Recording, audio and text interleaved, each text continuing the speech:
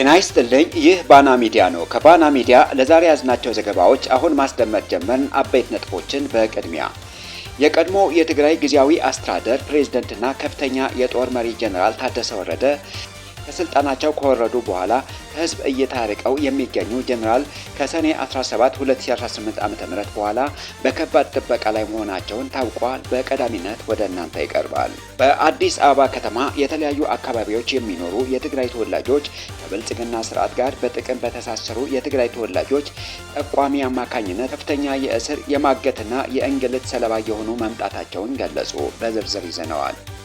ህወሓት የፋኖን ኃይሎች በጋራ ለማጥፋት ከብልጽግና የቀረበለትን ጥሪ ውድቅ ማድረጉን ለትግሉ መልክ መቀየር ወሳኝ መሆኑን ዘመነ ካሴ ገለጹ። እንመለከተዋለን። የአውሮፓ ፓርላማ በሱዳን ጦርነት የተባበሩት አረብ ኤሚሬትስን ሚና ለመጀመሪያ ጊዜ በይፋ ያወገዘና የፈጥኖ ደራሽ ኃይል RSF በሽብርተኝነት እንዲፈረጅ የጠየቀ ጠንካራ የውሳኔ ሀሳብ አሳለፈ። ዶናልድ ትራምፕ ከግድያ ማምለጣቸውን የሚሉና ሌሎች ዜናዎች ይዘናል። አብራችሁን ቆዩ።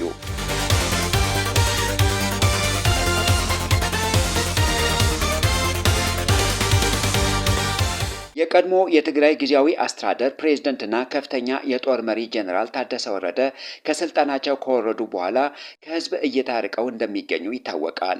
ጀነራሉ ከሰኔ 17 2018 ዓ.ም በኋላ በከባድ ጥበቃ ላይ መሆናቸውን ታውቋል። ጀነራል ታደሰ ወረደ ወታደራዊ ህይወታቸውን የጀመሩት በወጣትነት እድሜያቸው የህዝባዊ ወያነ ሓርነት ትግራይ ህወሓት የትጥቅ ትግልን በመቀላቀል ነበር። በደርግ መንግስት ላይ በተካሄደው የ17ቱ ዓመታት የትጥቅ ትግል ወቅት በነበራቸው የጦር ሜዳ ውሎና የማደራጀት ብቃት በፍጥነት ወደ ወታደራዊ አመራርነት ያደጉት ጀነራሉ በ1983 ዓ.ም የደርግ ውድቀትን ተከትሎ አዲሱን የኢፌዴሪ መከላከያ ሰራዊት በመገንባትና በማደራጀት ረገድ ግንባር ቀደም ሚና ተጫውተዋል። በመከላከያ ሰራዊት ውስጥ ባገለገሉባቸው ረጅም ዓመታት በተለያዩ ከፍተኛ የእዝ መዋቅሮች ውስጥ እስከ ሌተናል ጀነራልነት ማዕረግ በመድረስ ሀገራዊ ግዴታቸውን ተወጥተዋል። ሆኖም በ2010 ዓ.ም በሀገሪቱ የመጣውን የፖለቲካ ለውጥና ተያያዥ የሰራዊት ሪፎርሞችን ተከትሎ ከነባር ወታደራዊ የትግል ጓዶቻቸውን ጋር በክብር ከሰራዊቱ ተሰናብተው ወደ ትግራይ አቅንተዋል። ከሁለት ዓመታት ቆይታ በኋላ የጀነራሉ ህይወት ወደ ሌላ ከባድ ወታደራዊ ምዕራፍ ተሸጋግረዋል። ጥቅምት 24 2013 ዓ.ም የፌዴራል መንግስቱ ትግራይ ላይ የጄኖሳይድ ጦርነት ማወጅን ተከትሎ ጀነራል ታደሰን ዳግም ወደ ጦር ሜዳ እንዲመለሱ አስገድዷቸዋል። በዚህ ወቅት የትግራይ ሰራዊት TDF ዋና አዛዥ ሆነው የተመደቡት ጀነራሉ መላውን የትግራይ ኃይሎች የጦር እቅድ፣ ስትራቴጂና ስምሪት በበላይነት መርተዋል። የሁለት ዓመቱ ደም አፋሳሽ ጦርነት በጥቅምት ወር 2015 ዓ.ም በደቡብ አፍሪካ ፕሪቶሪያ በተፈረመው የሰላም ስምምነት ሲቋጭ የጀነራል ታደሰ ወረደ ሚና ከጦርነት መሪነት ወደ ሰላም አምጪነት ተቀይረዋል። ስምምነቱን ተከትሎ ከኢፌዴሪ መከላከያ ሰራዊት ጠቅላይ ኢታማጆር ሹም ፊልድ ማርሻል ብርሃኑ ጁላ ጋር በናይሮቢና በተለያዩ የሀገር ውስጥ ከተሞች ፊት ለፊት በመገናኘት የሰላም ስምምነቱን ወታደራዊ ስምምነቶችን በተግባር ላይ እንዲውሉ አድርገዋል። በተለይም በትግራይ ኃይሎች ዘንድ ያላቸውን ከፍተኛ ተሰሚነት በመጠቀም የከባድ መሳሪያዎችን ለፌዴራል መንግስት የማስረከብና የትጥቅ መፍታቱን ሂደት በሰላማዊ መንገድ እንዲጠናቀቅ በማድረግ ረገድ የእሳቸው ሚና ወሳኝ ነበር። ጀነራል ታደሰ ወረደ በትግራይ ክልል ጊዜያዊ አስተዳደር ውስጥ በምክትል ፕሬዝዳንትነትና በሰላም ጸጥታ ቢሮ ኃላፊነት እንዲሁም ለአንድ ዓመት ያህል የትግራይ ጊዜያዊ አስተዳደር ፕሬዝዳንት በመሆን አገልግለዋል። ከህወሓት ፍቃድ ውጪ ስልጣናቸው በጠቅላይ ሚኒስትር አብይ አህመድ ለአንድ ዓመት ያህል ቢራዘምላቸውም ህወሓት ሚያዝያ 27 2018 ዓ.ም ተበትኖ የነበረውን ምክር ቤት ወደ ስራ በመመለሱ ከስልጣን እንዲወርዱ አድርጓቸዋል። ከዛን ጊዜ ጀምሮ በመቀለ ምድረገነት በሚገኘው ቤታቸው ተቀምጠው ለማሳለፍ ተገደዋል። ከጓደኞቻቸው ጋር ካርታ በመጫወት ጊዜያቸውን የሚያሳልፉት ጀነራል ታደሰ ወረደ ሰኔ 17 2018 ዓ.ም ጀምሮ ግን በከባድ ጥበቃ መውደቃቸው ታውቋል። ጀነራሉ ከባድ ጥበቃና ክትትል እንዲደረግላቸው ያደረገው ከአሜሪካ አምባሳደር በኢትዮጵያ አምባሳደር ኤርቪን ማሲንጋ ለመገናኘት ባደረጉት ጥረት ምክንያት ነው። የአሜሪካ ልዑካን ሰኔ 17 ወደ መቀለ ጉዞ ያደርጋሉ ተብሎ የነበረ ቢሆንም በተለያዩ ምክንያቶች ጉዞው ለሶስተኛ ጊዜ ላልተወሰነ ጊዜ ተራዝሟል። ለጉዞ መራዘም ምክንያት የነበረው አምባሳደር ኤርቪን ማሲንጋ የአብይ አህመድ ትዕዛዝ ተቀብሎ ከጊዜያዊ አስተዳደሩ ፕሬዝዳንት የነበሩ ሌተናል ጀነራል ታደሰ ወረደ ጋር ለመገናኘት እቅድ መያዛቸውን ተከትሎ ነው። በዶክተር ደብረጽዮን ገብረ ሚካኤል የሚመራው ህወሓት ደግሞ ጊዜያዊ አስተዳደሩን መፍረሱንና ጄኔራል ታደሰ ወረደ ህጋዊ ስልጣን እንደሌላቸው በግልጽ እየታወቀ አምባሳደሩ ጄኔራል ታደሰን እንደ ህጋዊ መሪ ቆጥሮ ማግኘት አይችሉም በማለታቸው ነው።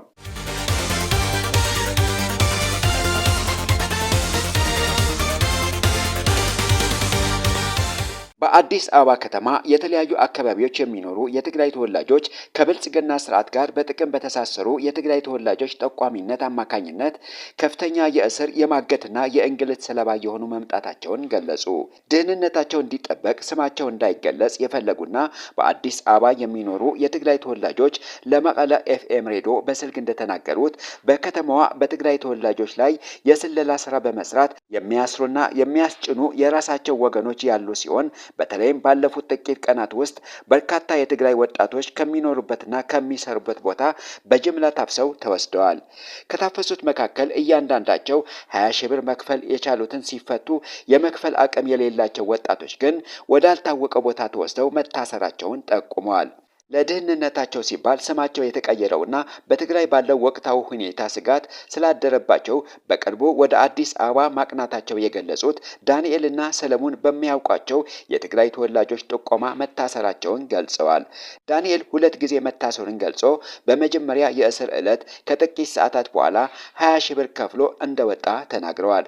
ሆኖም ለሁለተኛ ጊዜ ሲታሰር ለ3 ቀናት መቆየቱንና አብሮት የታሰሩ የትግራይ ተወላጆች በአይኑ እያየ ሲገረፉና ሲሰቃዩ መስማቱን ገልጸዋል። ለሁለተኛ እስር 20 ሺህ ብር ከፍሎ መፈታት ቢችልም አብሮት የነበሩና መክፈል ያልቻሉ ጓደኞች ግን ወዴት እንደተወሰዱ እስካሁን እንደማያውቅና ሊያገኛቸው እንዳልቻለ በሐዘን አስረድተዋል። ሌላኛው አስተያየት ሰጪ ሰለሞን በበኩሉ ወደ አዲስ አበባ ከሄደ 2 ወራት መሆኑንና በአንድ ጠባብ ክፍል ውስጥ ከ4 ጓደኞቹ ጋር ተከራይቶ እንደሚኖር ገልጾ በአንድ ወቅት ከበርካታ የትግራይና የኤርትራ ተወላጆች ጋር በቁጥጥር ስር ውሎ እንደነበረና በሚያውቀው ሰው አማካኝነት 10 ሺህ ብር ተከፍሎለት እንደተፈታ ተናግረዋል። በአዲስ አበባ በስም የሚታወቁ ጥቂት የብልጽግና ስርዓት ተጠቃሚ የሆኑ የትግራይ ተወላጆች ብቻ በጥሩ ሁኔታ ላይ እንደሚገኙ የገለጹ ወጣቶቹ የራሳቸው ወገን የሆኑ ግለሰቦች እያስፈራሩና እያስገደዱ እንደሚያስሯቸው ጠቁመዋል። ከቅርብ ጊዜ ወዲህ ደግሞ በአዲስ አበባ ለሚገኙ የትግራይ ተወላጆች የሚታሰሩበት ወይም ለጊዜው የሚቆዩበት ልዩ ቦታ እየተዘጋጀ ነው የሚል ወሬ በእነዚህ አስፈራሪዎቻቸውና ጠቋሚዎቻቸው በስፋት እየተናፈሰ ይገኛል። ይህም በተለያዩ የሐሰት ወሬዎች ተደናግጦ ከትግራይ የመጣውን ወጣት በከፍተኛ ስጋት ላይ የጣለው ሲሆን ወደ ሀገሩ ለመመለስ ሆነ ሰርቶ ለመኖር ገንዘብና ስራ በማጣቱ ለከፍተኛ ችግር መጋለጡን ገልጸዋል።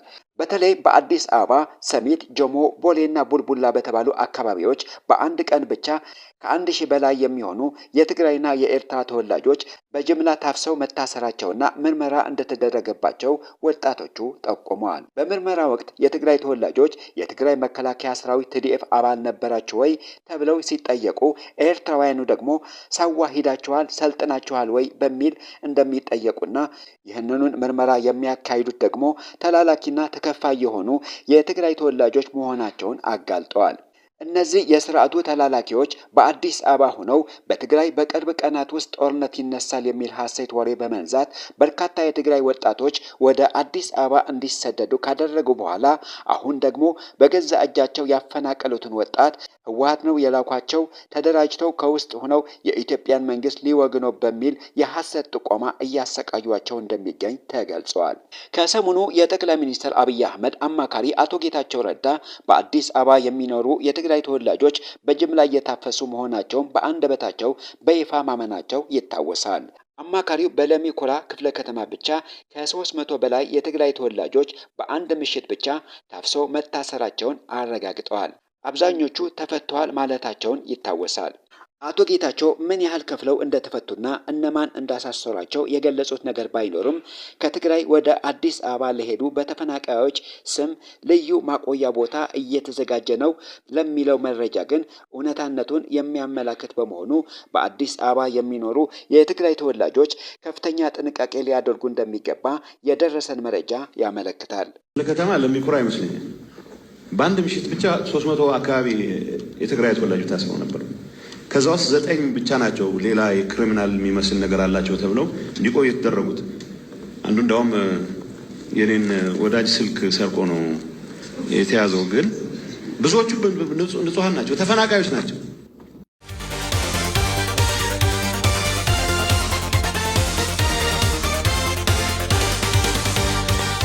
ህወሓት የፋኖን ኃይሎች በጋራ ለማጥፋት ከብልጽግና የቀረበለትን ጥሪ ውድቅ ማድረጉን ለትግሉ መልክ መቀየር ወሳኝ መሆኑን ዘመነ ካሴ ገለጹ። የአማራ ፋኖ ብሔራዊ ንቅናቄ አፍብን ሊቀመንበር ዘመነ ካሴ ለፋኖ ተመራቂዎች ባደረጉት ታሪካዊ ንግግር የብልጽግና መንግስት የፋኖን ኃይሎች በጋራ ለማጥፋት ለህወሓት አቅርቦት የነበረውን ጥሪ ህወሓት ውድቅ ማድረጉን አሁን ላለው የፖለቲካና ወታደራዊ ጥምረት ወሳኝ ምዕራፍ መክፈቱን አስታውቀዋል። ሊቀመንበሩ የፕሪቶሪያው ስምምነት ድብቅ ሴራ መክሸፉንና የአማራ ህዝብ የህልውና ትግሉ አዲስ ምዕራፍ ላይ መድረሱን በስፋት አብራርተዋል። ዘመነ ካሴ እንደገለጹት ከ3 ዓመታት በፊት የተፈረመውን የፕሪቶሪያው ስምምነት ዋነኛና ድብቅ የጋራ ግብ እየተቀጣጠለ የመጣውን የአማራ ህዝብ የአብዮት እሳት በጋራ የማጥፋት እቅድ ነበር። ይሁን እንጂ የትግራይ ሰራዊትና ህወሓት የራሳቸውን ስትራቴጂካዊ ስሌት በመያዝና አማራን ላለመውጋትና ወደ ኤርትራም ላለመዝመት የወሰኑትን ታሪካዊ ውሳኔ የስርዓቱን ቀመር ሙሉ በሙሉ አዛብቶታል። ይህም በመሆኑ የፋኖ ህልውና ትግል በከፍተኛ ፍጥነት ወደ ሌላ ደረጃ እንዲሸጋገርና ከመጀመሪያው ቀን ጀምሮ ራሱን በራሱ የሚመራበትን አፍብን የተሰኘ ንጹህ ተቋም እንዲፈጠር አስችሎታል ብለዋል። የትግራይ ኃይሎች ታሪካዊ ውሳኔ ወስነው ራሳቸውን ግሉል አድርገው ማቆማቸው እስኪታወቅ ድረስ በቀላሉ አማራን ጨፍልቀው ወደ ኤርትራ መሻገርና የየራሳቸውን ግብ ማሳካት እንደሚችሉ እርግጠኞች ነበሩ። ባልጠበቁት ሁኔታ ህወሓት የራሱን ስትራቴጂካዊ ስሌት ይዞ አማራን አልወጋም፣ ኤርትራ ላይም አልዘምትም ሲል ቀመሩ ተዛባ። ከቀናት በፊት የፋኖ ታጣቂዎች አመራር የሆኑት ጀነራል ተፈራ ማሞ በሰጡት መግለጫ በህወሓት የሚመራው የትግራይ ኃይል በአሁኑ ወቅት ከፋኖ ጋር እንደማይዋጋና የትግራይ ህዝብ ከአማራ ህዝብ ጋር በሰላም ለመኖር እንደሚፈልግ ያሳየውን አቋም ፋኖ በደስታና በበጎ እንደተቀበለው አስታውቀዋል።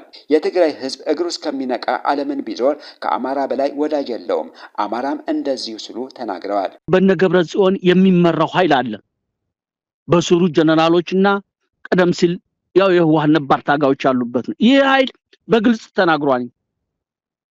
ለኛም በግልጽ ነው፣ ከፋኖ ጋር አንዋጋም፣ የትግራይ ህዝብ ወደፊትም የሚኖረው አማራ ጋር ነው። ስለዚህ ሌላ እንትን አንፈጥርበትም። ክፍተቶች ካሉ በውይይትና በውይይት ብቻ እናድርገው፣ ከፋኖ ጋር መተባበር እንፈልጋለን ያለ ነው። እኛም ይሄን ተቀብለናል። ሁለት ኃይል አለ። አንደኛው በዚህ ስታክስ እኛም አሁንም የአማራ ህዝብ ከትግራይ ህዝብ ጋር የሚያጋጭ ጦርነት የለውም። ጀነራሉ አክለውም የትግራይና የአማራ ህዝቦች በሰላም ተወያይተው ችግሮቻቸው መፍታት እንደሚችሉ ገልጸው በአሁኑ ወቅት ከብልጽግና ስርዓት በላይ ጠላት እንደሌላቸው አስገንዝበዋል። በመሆኑም ይህንን የብልጽግና ስርዓት ለማስወገድ ከሚንቀሳቀሱ ከማንኛውም ኃይል ጋር በተለይም ከትግራይ ከኤርትራና ከሱዳን ጋር በጋራ ለመስራትና ለመተባበር ዝግጁ መሆናቸውን ይፋ አድርገዋል። የአማራ ፋኖ ብሔራዊ ንቅናቄ ሊቀመንበር ዘመነ ካሴ ህወሓት የፋኖን ኃይሎች በጋራ ለማጥፋት ከብልጽግና የቀረበለት ጥሪ ውድቅ በማድረግ የትግራይና የአማራ አንድነት እንዲጠነክር ማድረጉን ገልጸዋል። ወደ አብይ አህመድ መተኮስና ማሸነፍ ቀላል ቢሆንም ከባዱ ወደ ራስ ጓደኛ ድክመቶችን ማነጣጠር መሆኑን ያስገነዘቡት ዘመነ ካሴ ስርዓቱ በታንክና በድሮን ያቃተውን ጦርነት በገንዘብ በሽማግሌና በወሬ ለማሸነፍ እየሞከረ በመሆኑ ታጋዮች ከከፋፋይነትና ከሐሜት ርቀው በቅንነትና በድርጅታዊ አንድነት እንዲቆሙ ጥሪ አቅርበዋል። ሊቀመንበሩ አያይዞ ትግሉን ለማፍረስ በየቤተ እምነቱና በፖለቲካ ድለላ ውስጥ የተሰማሩ ባለሀብቶችና የሃይማኖት አባቶች ከድርጊታቸው እንዲቆጠቡና ለስርዓቱ አካፋ ቀባይ መሆናቸውን እንዲያቆሙ ጠንካራ ማስጠንቀቂያ አስተላልፈዋል። ጠላት ህዝብን በወንዝና በጎጥ ለመክፈል እንዲሁም በሃይማኖት ግጭት ለመፍጠር እየተንቀሳቀሰ ስላለ የአማራ ህዝብ በአንድነት ሊቆም እንደሚገባና ፋኖን የህዝብን ክብር በጥንቃቄ መጠበቅ እንዳለበት አጽንኦት ሰጥተዋል። አሁን ያለው ስርዓት በስልጣን ላይ እስካለ ድረስ የሁሉም ኢትዮጵያ ህልውና አደጋ ላይ በመሆኑ ለመላው የኢትዮጵያ ህዝብ የጋራ መነሳሳት ጥሪ አቅርበዋል።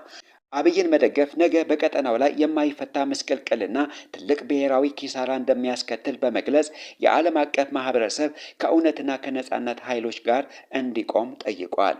የስርዓቱ መሳሪያ በመሆን ታሪክ የማይረሳው ክህደት ውስጥ ያሉ የሚሊሻና የመደበኛ ፖሊስ አባላትም የጥፋት ኃይል ከመሆን ራሳቸውን አግልለው ወደ ፋኖ እንዲቀላቀሉ ጥሪያቸውን አስተላልፈዋል።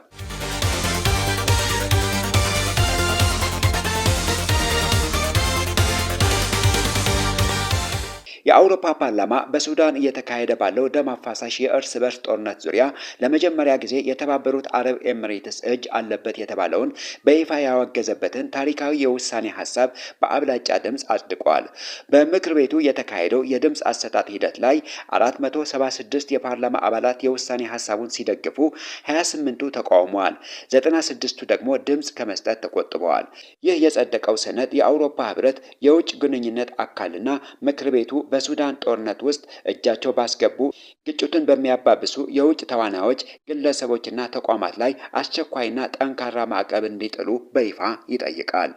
ፓርላማው በተባበሩት መንግስታት ድርጅት የተጣለውን የጦር መሳሪያ ማዕቀብ በመጣስ ረገድ በተባበሩት አረብ ኤሚሬትስ አቡዳቢ የሚገኘው ግሎባል ሴኩሪቲ ሰርቪስ ግሩፕ የተባለ የግል ደህንነት ኩባንያ በዋናነት ተጠያቂ አድርጓል። ከሀገሪቱ ገዢ ቤተሰብ እና ከፍተኛ ባለስልጣናት ጋር የጠበቀ ትስስር ያለው ይህ ኩባንያ ከኮሎምቢያ ቅጥረኛ ወታደሮችን በመመልመል ከፈጥኖ ደራሽ RSF ጎን ተሰልፈው እንዲዋጉ ማድረግ በሂውማን ራይትስ ዎች እና በሱዳን መንግስታት ለተመድ በቀረበ ሰነዶች ተረጋግጠዋል።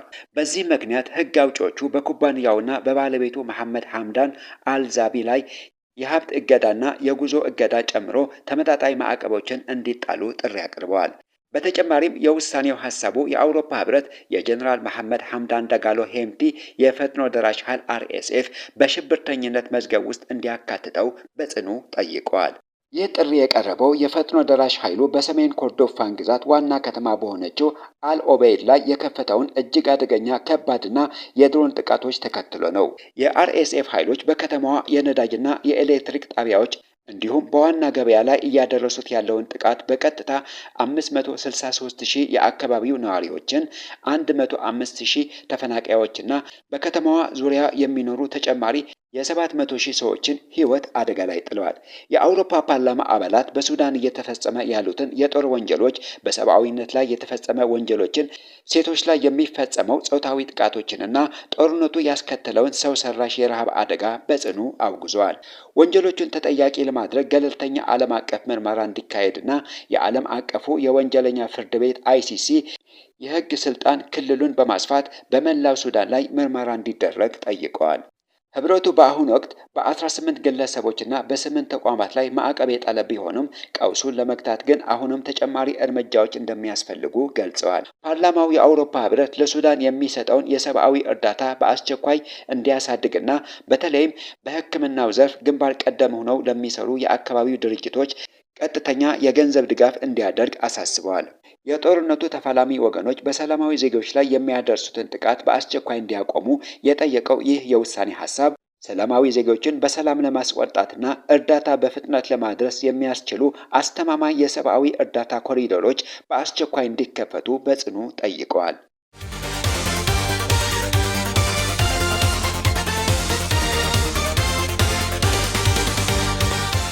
እስራኤል ኢራን በፕሬዝዳንት ዶናልድ ትራምፕ ላይ ያዘጋጀችውን አዲስ የግድያ ሴራ ማጋለጧን ተሰማ። በሆርሙዝ ወሽመጥ ላይ ወታደራዊ ውጥረት በከፍተኛ ሁኔታ ቀጥሏል።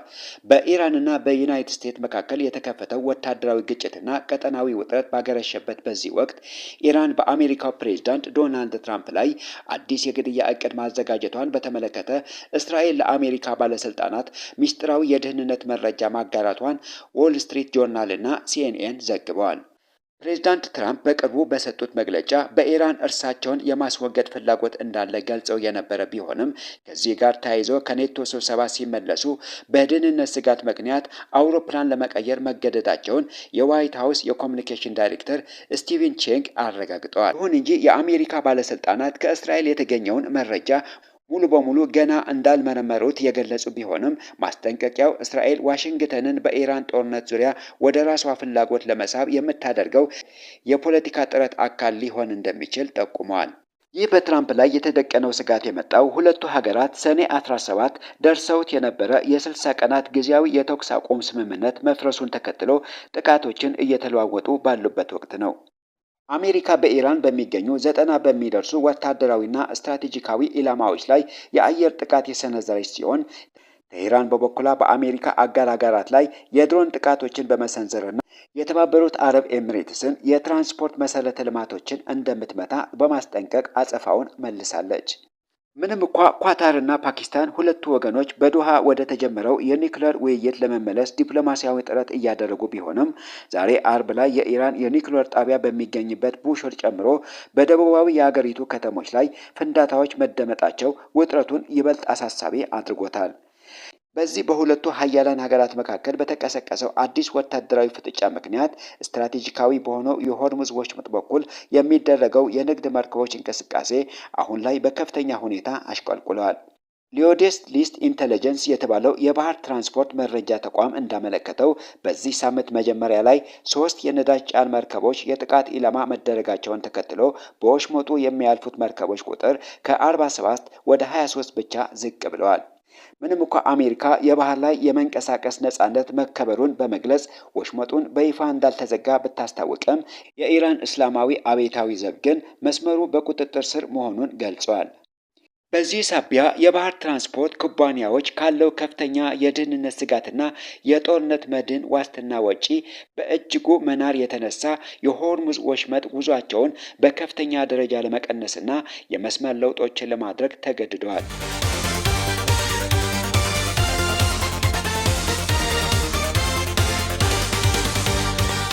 የተከበራችሁ የባና ሚዲያ ተከታታዮች ለዛሬ ያዝናቸው ዜናዎች እነዚህን ይመስሉ ነበር። ስለተከታተላችሁን ከልብ እናመሰግናለን። መረጃዎቻችን ለሌሎችም እንዲደርሱ ቪዲዮውን ላይክ እና ሼር ማድረጋችሁን እንዳትረሱ። ለቻናላችን አዲስ የሆናችሁ ደግሞ ሰብስክራይብ በማድረግ የቤተሰባችን አካል ይሁኑ።